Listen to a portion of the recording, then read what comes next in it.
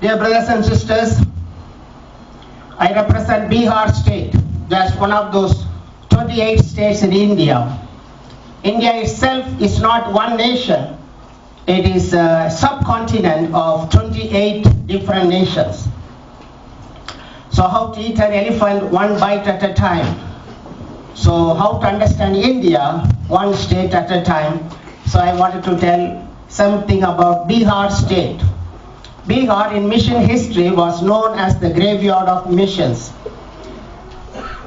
The Bihar church has 200 years of mission history. But many missionaries came, toiled, died and buried in their mission compound, but without much result. The Biharis were very patriotic. They were fighting for their freedom. And they were looking at the colonial power, white man trying to rule India, but also they saw the white missionaries trying to rule them through the religion.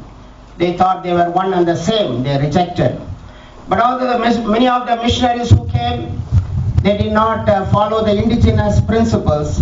They were not able to train the local people as elders and church leaders. And therefore, when they left Bihar, there were no one to take care of the church they established. And very interestingly, I was looking at the church history, there was no Bible school even during the 200 years of mission history in the state of Bihar. And therefore, when the missionaries failed in their leadership development, and the church in Bihar was almost dying, and it was known as the graveyard of missions.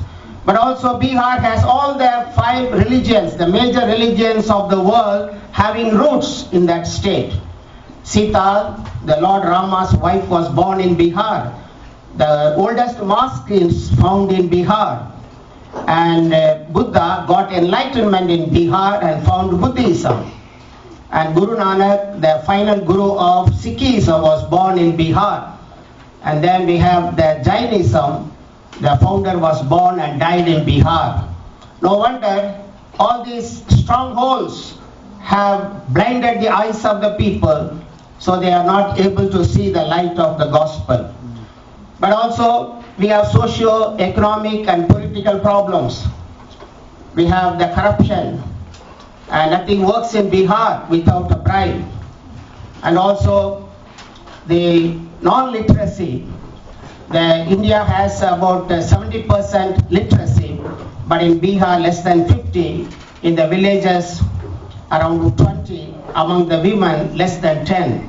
And therefore ignorance and lawlessness and hopelessness makes Bihar as a state of graveyard of missions. But also Bihar is the most corrupt state, but also most poor state in India. The government has declared Bihar one of the 6 states, Bimaru states, 6 states, and therefore it needed a special treatment from the central government. So Bihar is also very high in criminal cases. We have private armies killing one another. The high caste have their own army, the Dalits have their own army, but also we have Maoist, Naxalites, and so everywhere chaos, confusion, lawlessness, and bloodshed. And that all makes Bihar as the graveyard of mission. But the Lord had a different plan for this state. Thousands of people, maybe millions of people around the world, they cried out to God to have mercy upon Bihar. Operation Mobilization, India Every Home Crusade, and many other churches and missions. They toiled, they were disappointed, but they continued to pray for Bihar. And finally the Lord opened the door in 1990. In 91, myself and my wife went to Bihar as missionaries. Many discouraged us, don't go, nothing works in Bihar. Don't waste your life there. But we prayed with all this negativeness, Lord, what you have for Bihar?